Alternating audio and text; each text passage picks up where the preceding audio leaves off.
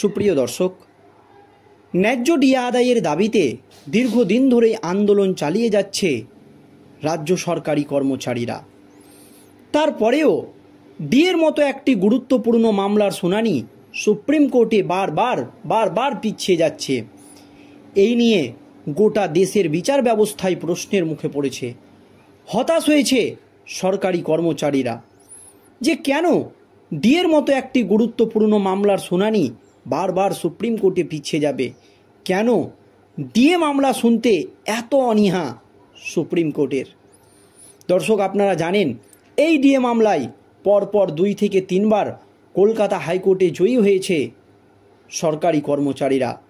হাইকোর্টের তরফ থেকে স্পষ্ট জানিয়ে দেওয়া হয়েছে মাত্র 3 মাসের মধ্যে সরকারি কর্মচারীদের সমস্ত বকেয়া ডিএ মিটিয়ে দিতে হবে। কিন্তু কলকাতা হাইকোর্টের সেই রায়কে চ্যালেঞ্জ করে সুপ্রিম কোর্টের দ্বারস্থ হয়েছিল রাজ্য সরকার। সুপ্রিম কোর্টের প্রাক্তন প্রধান বিচারপতি DY চন্দ্রচূড়ের আমলে প্রায় 14 বার এই ডিএর মতো গুরুত্বপূর্ণ মামলার শুনানি সুপ্রিম কোর্টে পিছিয়ে গিয়েছে। শুধু তাই নয়, সুপ্রিম কোর্টের প্রধান বিচারপতি পদে জাস্টিস খান্না বসার পর তিনি আশ্বাস দিয়েছিলেন যে সমস্ত মামলা দীর্ঘদিন ধরেই সুপ্রিম কোর্টে ঝুলে রয়েছে সেই সমস্ত মামলা তিনি দ্রুত নিষ্পত্তি করবেন। যদিও বর্তমান প্রধান বিচারপতি সঞ্জীব খান্নার হাত ধরে বহু প্রতীক্ষিত বহু টালবাহানার পর এসএসসির 26,000 চাকরি বাতিল মামলার নিষ্পত্তি হয়েছে। শেষ পর্যন্ত কলকাতা হাইকোর্টের নির্দেশই বহাল রেখেছেন সুপ্রিম কোর্টের বর্তমান প্রধান বিচারপতি জাস্টিস খান্না। তাহলে কি এইভাবে ডিএ মামলারও নিষ্পত্তি করা যায় না? এই আবহে সুপ্রিম কোর্টে এই বকেয়া ডিএ মামলার শুনানি হওয়ার কথা ছিল 7ই মে, আর তার আগেই ডিএ মামলা নিয়ে একেবারে গভীর ষড়যন্ত্র। বিস্ফোরক দাবি সংগ্রামী যৌথ মঞ্চের সংগঠকের প্রধান ভাস্কর ঘোষের। তিনি যা বলেছেন তা শুনলে আপনারা কার্যত চমকে উঠবেন। কি জানিয়েছেন তিনি দর্শক শুনুন। তারিখ পে তারিখ ফের সুপ্রিম কোর্টে ডিএ মামলার শুনানি পিছিয়েছে।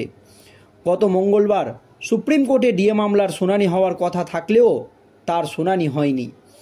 এই নিয়ে মোট 16 বার সুপ্রিম কোর্টে ডিএ মামলার শুনানি পিছিয়েছে। ফের ডিএ মামলা কবে উঠবে সম্ভাব্য তারিখ 29শে এপ্রিল শোনা যাচ্ছিল। তবে শুক্রবার সুপ্রিম কোর্টের ওয়েবসাইটে ডিএ মামলার সম্ভাব্য শুনানির দিন দেওয়া হয়েছে।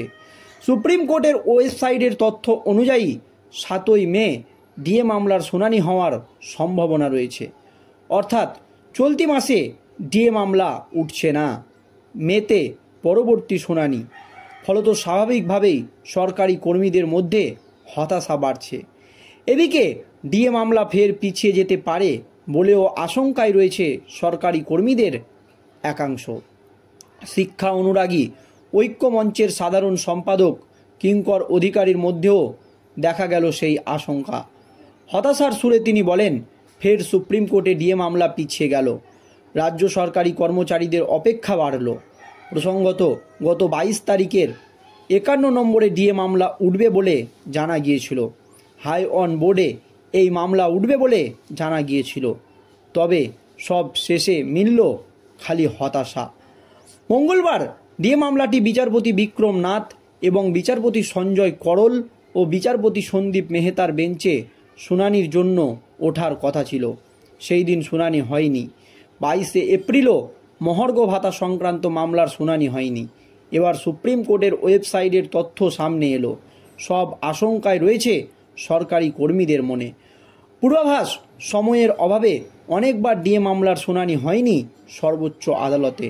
মঙ্গলবার এই মামলার শুনানি পিছিয়ে যাওয়ায় হতাশ সরকারি কর্মীরা।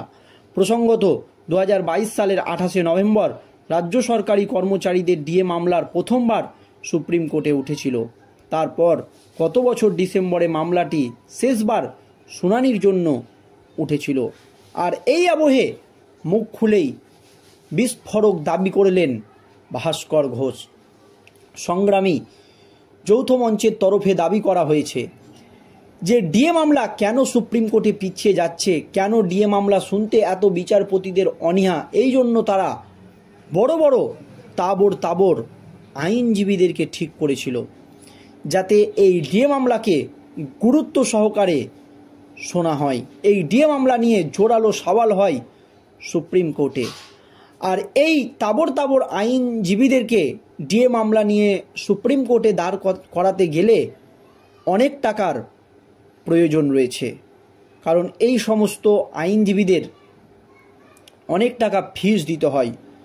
সেই জন্যই সংগ্রামী যৌথ মঞ্চের তরফ থেকে কিছু টাকা তোলার ব্যবস্থা করা হয়েছিল, আর এই টাকা তোলাতেও বাধা দেওয়া হচ্ছে বলে বিস্ফোরক দাবি করেছেন সংগ্রামী যৌথ মঞ্চের একজন বিশিষ্ট কর্তা ভাস্কর ঘোষ।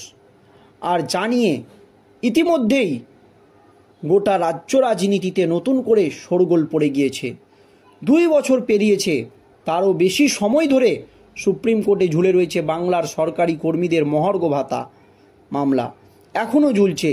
মোট 14 বার ডিএ মামলার শুনানি পিছিয়েছে সুপ্রিম কোর্টে।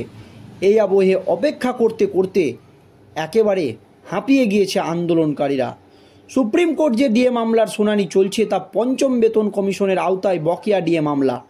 বর্তমানে 6ষ্ঠ পে কমিশনের আওতায় 14% হারে মহার্ঘ ভাতা পাচ্ছে এই রাজ্যের সরকারি কর্মচারীরা। যদিও সম্প্রতি 4% হারে ডিএ বৃদ্ধি করেছে রাজ্য, এইদিকে কেন্দ্রীয় সরকারি কর্মীরা 53% হারে ডিএ পাচ্ছে, অর্থাৎ কেন্দ্র রাজ্যের ব্যবধান দাঁড়িয়েছে 35%। 2022 সালের 20 মে ডিএ মামলা হাইকোর্টে উঠলে আদালতের নির্দেশ ছিল 3 মাসের মধ্যে রাজ্য সরকারি কর্মচারীদের বকেয়া ডিএ মিটিয়ে দিতে হবে। তবে সেবার জয় পেয়েও মেলেনি বকেয়া। উচ্চ আদালতের ডিএ রায়কে চ্যালেঞ্জ করে জানিয়ে রিভিউ পিটিশন দাখিল করেছিল রাজ্য, যদিও তা খারিজ হয়ে যায়।